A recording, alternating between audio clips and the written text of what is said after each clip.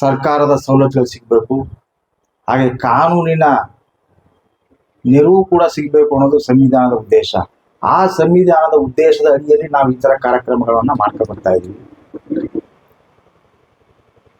ಒಬ್ಬರಿಗೆ ಕಾನೂನು ವಿಧಾನಸೆ ಸಮಾಧಾನ ಅಂದ್ರೆ ಕಾನೂನಿನ ಅರಿವು ಇರಬೇಕು ಎಲ್ರಿಗೂ ಅನ್ನೋದು ಈ ಕಾರ್ಯಕ್ರಮದ ಉದ್ದೇಶ.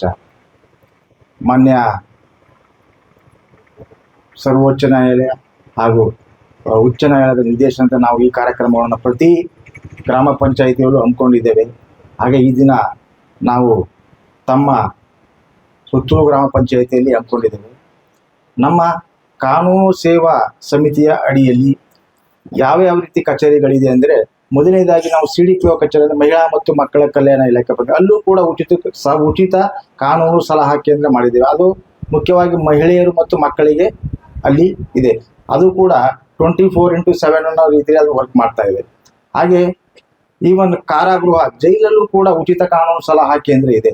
ಅಲ್ಲಿ ಯಾರಿಗೆ ಕಾನೂನು ಬಗ್ಗೆ ತಿಳುವಳಿಕೆ ಬೇಕು ಮತ್ತೆ ಅವ್ರಿಗೆ ಯಾವ ರೀತಿ ನೆರವು ಪಡಿಬೇಕು ಅನ್ನೋದು ಕೂಡ ಮಾಹಿತಿ ಸಿಗುತ್ತೆ. ನಂತರ ಇವನ್ ತಾಲೂಕ್ ಆಫೀಸ್, ತಾವು ಈ ಕಂದಾಯ ದಾಖಲೆಗಳಿಗೆ ಸಂಬಂಧಪಟ್ಟಂಗೆ, ಆಸ್ತಿಗಳಿಗೆ ಸಂಬಂಧಪಟ್ಟಂಗೆ ಮಾಹಿತಿಗಳು ಬೇಕು ಅಂದ್ರೆ ಅದಕ್ಕೂ ಕೂಡ ತಾಲೂಕು ಕಚೇರಿಯಲ್ಲೂ ಕೂಡ ನಮ್ಮ ತಾಲೂಕು ಸೇವಾ ಸಮಿತಿಯಿಂದ ಉಚಿತ ಕಾನೂನು ಸಲಹಾ ಕೇಂದ್ರ ಇದೆ. ತಾವು ಅಲ್ಲಿ ಯಾವುದೇ ಸಂದರ್ಭದಲ್ಲೂ ಕೂಡ ಹಾಜರಾಗಬಹುದು.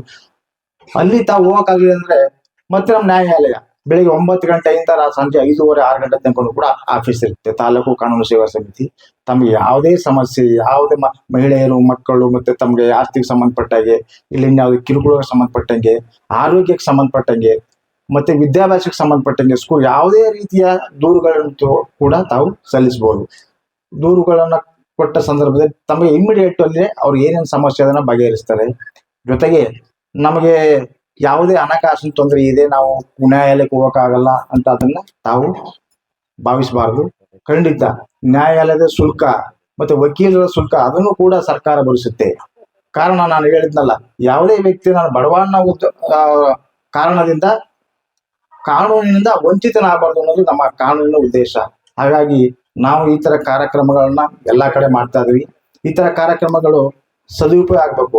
ಅದರಲ್ಲೂ ಗ್ರಾಮ ಪಂಚಾಯತಿ ಮಟ್ಟದಲ್ಲಿ ಯಾಕೆ ಮಾಡ್ತೀವಿ ಅಂದ್ರೆ, ನಮ್ಮ ಗ್ರಾಮ ಪಂಚಾಯತಿ ಅವರಿಗೆ ಆ ಸ್ಥಳೀಯರು ಅವ್ರಿಗೆ ಹೆಚ್ಚಿನ ಅವರ ಸಮಸ್ಯೆಗಳು ಗೊತ್ತಿರ್ತದೆ. ಜೊತೆಗೆ ಈ ಪಂಚಾಯತಿಯ ಜೊತೆ ಒಡನಾಟ ಇರುತ್ತೆ. ಅಲ್ಲಿನ ಸ್ಥಳೀಯರಿಗೆ, ಜನರಿಗೆ ಪಂಚಾಯತಿ ಜೊತೆ ಚೆನ್ನಾಗಿ ಒಡನಾಟ ಇರುತ್ತೆ. ಇಲ್ಲಿ ನಮ್ಮ ಕಾರ್ಯಕ್ರಮಗಳನ್ನ ಮಾಡಿದಾಗ ಒಂದು ಸದುಪಯೋಗ ಆಗ್ಬೋದು ಅನ್ನೋ ದೃಷ್ಟಿಯಿಂದ ನಾವು ಕಾರ್ಯಕ್ರಮಗಳನ್ನ ಮಾಡ್ತಾ ಇದ್ದೀವಿ.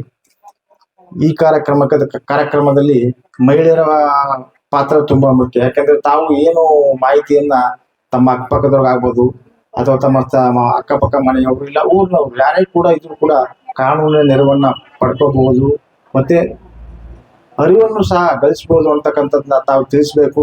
ಈ ಕಾರ್ಯಕ್ರಮವನ್ನು ಯಶಸ್ವಿ ಮಾಡಬೇಕು ಅಂತ ಹೇಳ್ತಾ, ನಮಗೆ ಈ ಒಂದು ವೇದಿಕೆಯನ್ನು ನಿರ್ಮಿಸಿಕೊಟ್ಟಂತ ಗ್ರಾಮ ಪಂಚಾಯತ್ ಅಧಿಕಾರಿಗಳಿಗೆ ನಾವು ವಂದನೆಯನ್ನು ತಿಳಿಸುತ್ತಾ ನನ್ನ ಮಾತನ್ನು ಮುಗಿಸ್ತೇನೆ. ನಮಸ್ಕಾರ.